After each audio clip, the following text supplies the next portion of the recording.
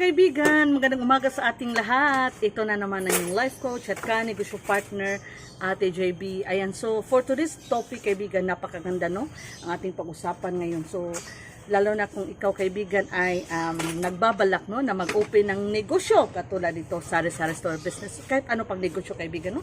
But now let's focus on sari-sari store business kasi naman may nag-comment sa isa ko mga videos. Ayan, masaya talaga ako pag may nagko-comment, may nagtatanong kay Ate JB no, dahil ito mga katanungan nito kaibigan no, makakatulong pa ito sa kapwa natin mga kasari no.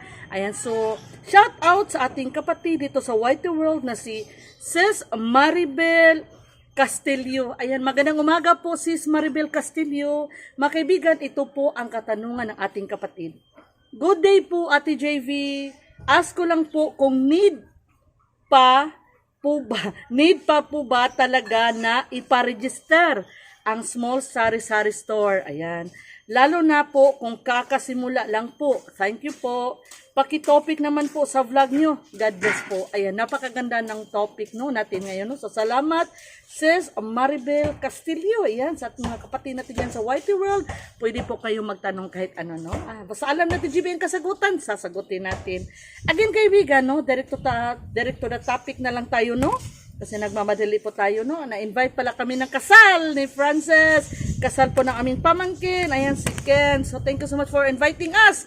Ayan, so, kakain na naman tayo ng lechon.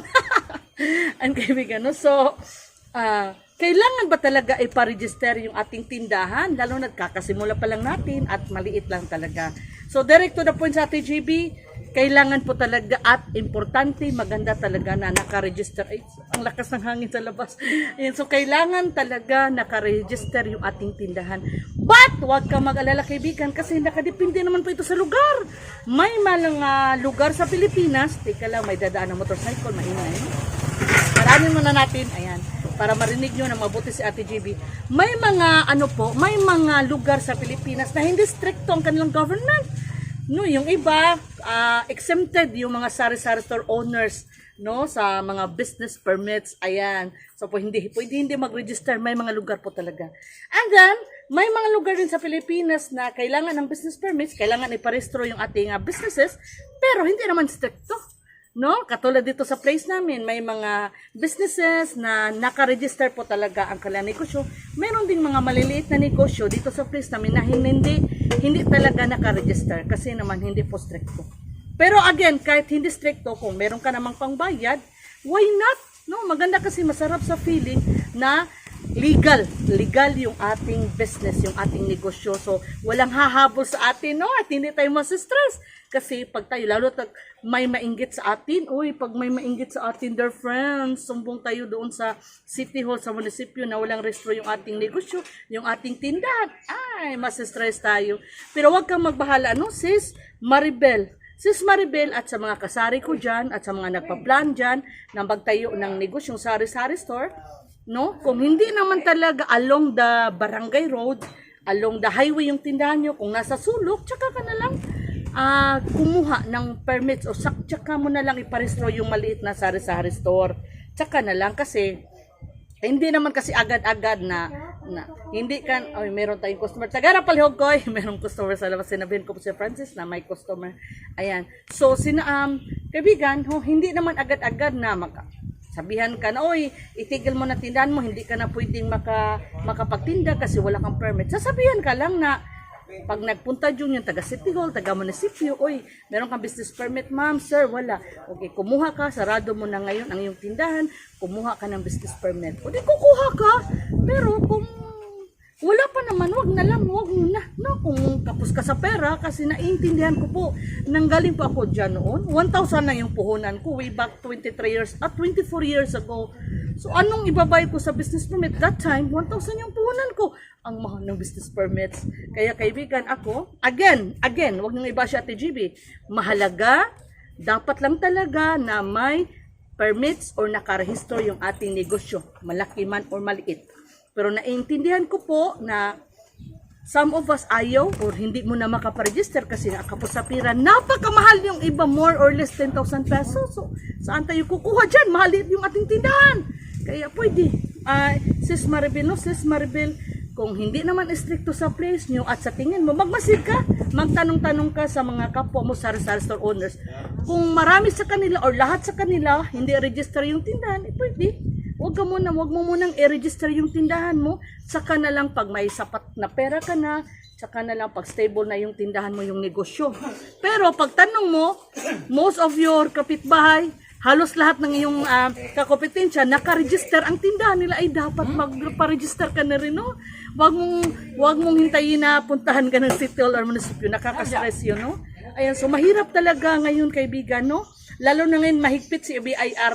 May mga nabasa akong balita na kailangan na talaga kahit maliit na sari-sari store, kailangan may business permit. Kaya nakakalungkot kasi meron tayong mga kapwa-kasari na maliliit ang tindahan. Meron gang nagko-comment sa aking mga vlogs, mga vlogs, sabi niya sa aking mga videos, Ate JB, buti ka pa, medyo malaki yung benta mo araw-araw. Swerte na ako, Ate JB, kung maka 500 sa isang araw. Meron din swerte na ako, Ate JB, kung makabinta ng 100, 200 isang araw. Sino bang gaganahan na kukuha ng business permit kung ang binta mo hanggang 200 lang? Hanggang 100, kahit na 500, no? Ayun, kaibigan. So, Sis Maribel, wag muna kayong padalos-dalos, tsaka ka na kumuha ng, tsaka mo nang iparegister ang iyong tindahan, ang iyong negosyo, ha? Tsaka na lang, kung may sapat na pera ka na, kung meron kang pera ngayon, why not? Mabuti talaga po, Sis Maribel, naka-register yung ating tindahan.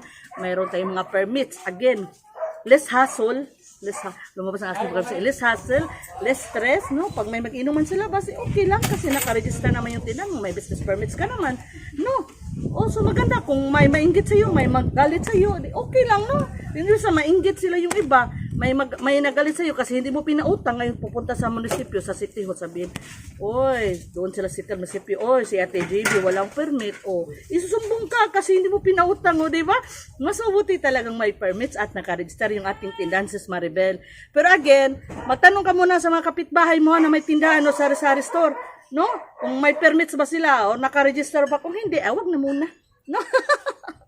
Yan, wag po kayo ma-stress, no? So, again, napaka-importante po ng business permits at nakaregister yung ating tindahan. Aside from walang stress, nakakatulong po tayo sa ating pamahalaan, no?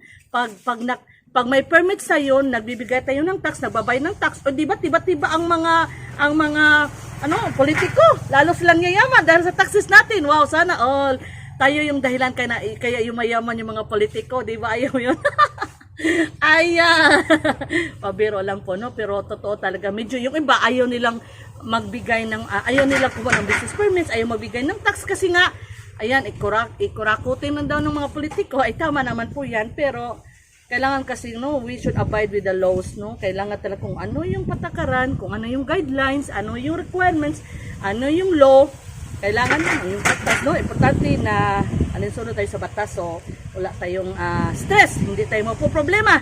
Pero kasi nga, again, pag maliit ang ating sari-sari store, ang hirap kumuha ng permit, no? Mahal kasi. So, naintindihan ko po kayo, no? So, Sis Maribel, again, pwede ngayon na, kasi sabi mo, maliit ang tindahan mo, kung hindi naman along the road, along the barangay road, or along the highway, medyo sulok, huwag po muna kayong kumuha ng business permit, magtanong kayo sa iyong mga kapitbahay, no?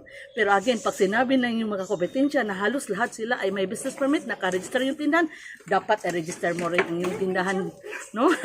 Mahalaga po ito, again, no? Mahalaga. But again, huwag po kayong mabahala, don't worry much. Kung wala pa kayong pera ngayon, tsaka mo na lang i-register pag marami na yung pera mo, malaki na yung tindahan. Okay? Thank you so much, kaibigan. Tinapos nyo po ang dulo yung aking video. Alam ko malaking tulong ito sa atin, no, mga sari-sari store owner. At kaibigan, kung hindi ka pa nakasubscribe kay Ate GB, sana naman mag-subscribe ka na kay Ate GB and pakihit na notification bell para mapanood mo yung other videos ko na tiyak makakatulong sa ating pag-asenso. Sana kaibigan, pakishare na rin para mas marami pa tayong matulungan. And please, don't skip the ads po. Malaking tulong ito sa amin ng aking family. Again, kaibigan, ha? May mahalaga na parehistro yung ating negosyo, yung ating businesses, no? Mahalaga. Pero huwag kayong mabahala. Kung wala pa kayong pera ngayon, tsaka na lang, okay? So, huwag kayong stress. Don't worry much, no? Magkakasakit tayo pag maraming stress na ating iniisip, no? Ayan, again, aasin sa po tayong lahat. claim it, okay? And so pasensya, medyo mabilis ang mabilis ako magsalita ngayon kasi nagmamadali si Ate JB. May nag-imbita sa amin ng kasal, yung pamangkin po namin ni Francis. So kakain na naman tayo ng masarap ngayon, no? Again, thank you so much sa inyong pagmamahal kay Ate JB. I also love you guys. Assist na tayo lahat, claim it. Okay, thank you so much. God bless.